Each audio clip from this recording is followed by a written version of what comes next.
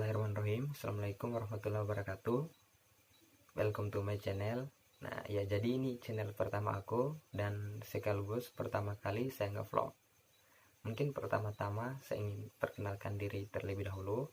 Perkenalkan, saya Firman dari jurusan Arsitektur Fakultas Teknik Universitas Muhammadiyah Makassar.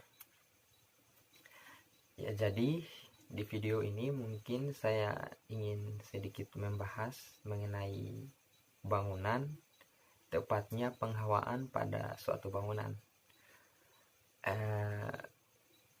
Berbicara mengenai penghawaan bangunan, mungkin biasa kita dengar ada berbagai macam penghawaannya, diantaranya penghawaan buatan ataupun penghawaan alami.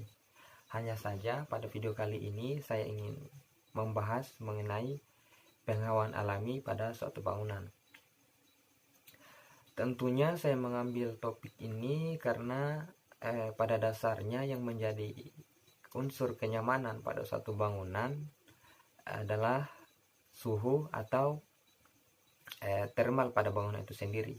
Tentunya penghawaan ini sangat berpengaruh dengan suhu pada suatu bangunan. Nah, pada penghawaan alami itu sendiri ada ada banyak yang menjadi atau yang mencakup ataupun yang membahas mengenai penghawaan alam itu sendiri. Karena mungkin pada video kali ini saya dibatasi oleh waktu, saya tidak ingin berbicara terlalu banyak mencakup mengenai penghawaan alam itu sendiri. Jadi saya hanya ingin bahas beberapa di antara penghawaan alami itu sendiri. Nah, mungkin yang ingin saya bahas pertama pengertian dari penghawaan alami itu sendiri, kemudian unsur-unsur penunjang dari penghawaan alami. Penghawaan pada bangunan tentunya sangat penting. Kenapa? Karena penghawaan dari suatu bangunan akan memberi kesan nyaman dari penghuni bangunan. Jadi apalagi melihat dengan kondisi suhu di negara kita, Indonesia tentunya, pada siang hari itu berkisar 28 sampai 38 derajat. Dengan kondisi seperti ini tentunya kita benar-benar didesak untuk betul-betul memperhatikan suhu dari bangunan yang ingin kita desain. Untuk penghawaan alami itu sendiri tentunya bukan hanya penghawaan buatan saja, tetapi ada juga penghawaan alami. Hanya saja pada penghawaan alami ini lebih hemat energi dan lebih ramah lingkungan ketimbang dari penghawaan buatan. Karena penghawaan buatan itu sendiri lebih boros energi serta memberi efek negatif terhadap lingkungan. Pada video kali ini sebenarnya saya ingin turun langsung ke lapangan untuk menunjukkan seperti apa bentuk dari penghawaan alami itu sendiri.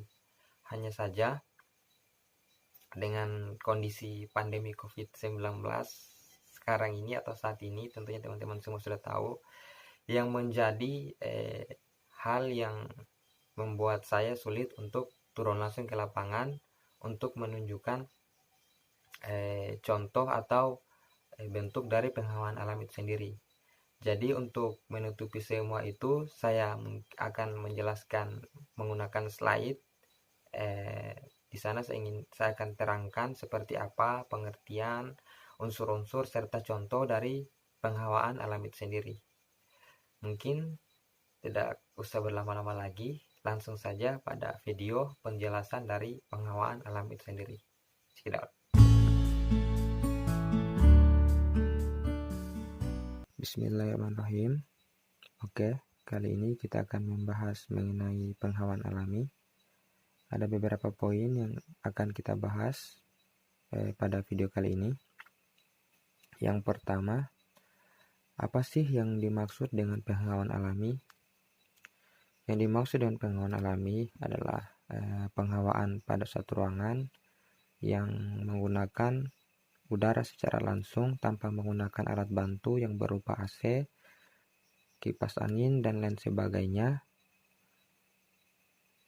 Dan penghawaan alam ini sendiri menggunakan bukaan atau ventilasi sebagai unsur utama penyalur udara dari luar ke dalam suatu bangunan.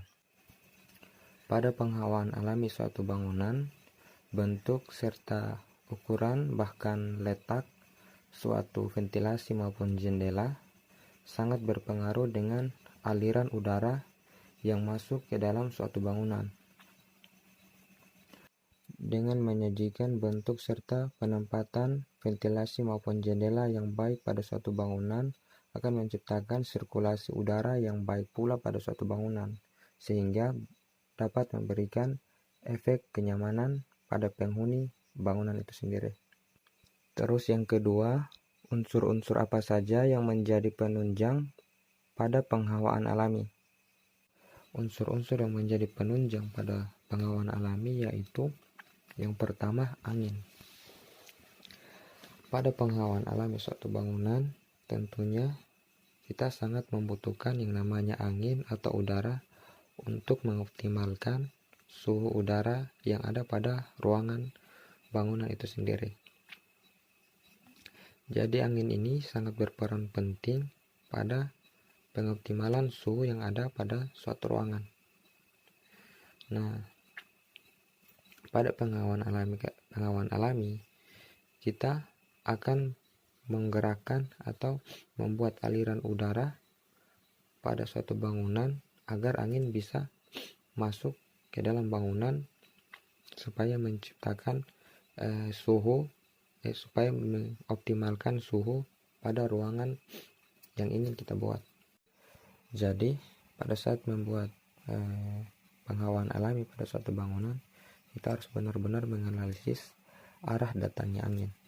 Ini sangat penting. Yang kedua adalah bukaan.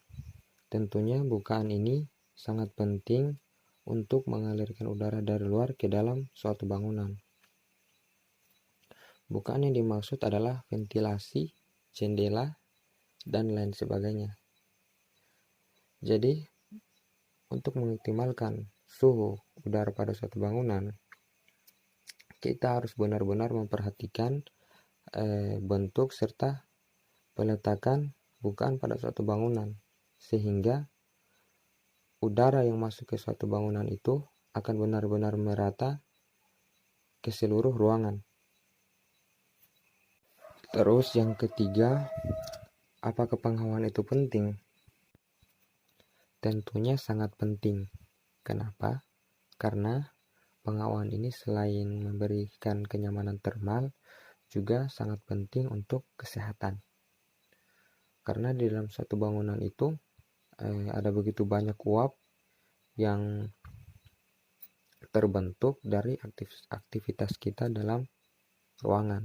Misalkan pada saat memasak, mandi, dan mencuci, dan sebagainya. Itu akan membentuk uap pada suatu ruangan. Dan uap ini sendiri akan cenderung mengendap di dalam ruangan. Dan bahkan ada juga aneka zat berbahaya yang terkandung pada cat, karpet, furnitur, dan lain sebagainya. Sehingga ini akan menimbulkan reaksi zat kimia yang tentunya tidak baik bila terhirup oleh manusia. Jadi, jika bangunan tidak memiliki sirkulasi udara yang baik, maka zat-zat kimia tersebut akan tertinggal dalam ruangan dan dapat dihirup oleh penghuninya. Pada dasarnya, penghawaan alami di dalam bangunan merupakan jaminan akan adanya aliran udara yang baik dan sehat dengan kesejukan yang sewajarnya. Dan untuk mendapatkan penghawaan alami yang baik, tentunya perlu dirancang bentuk, elemen, dan detail arsitektur yang bertujuan mengoptimalkan aliran udara yang sejuk. Saya rasa seperti itu. Berikut adalah salah satu bangunan yang menerapkan penghawaan secara alami, yaitu Nipamal. Nipamal ini terletak di Sulawesi Selatan, tepatnya di kota Makassar.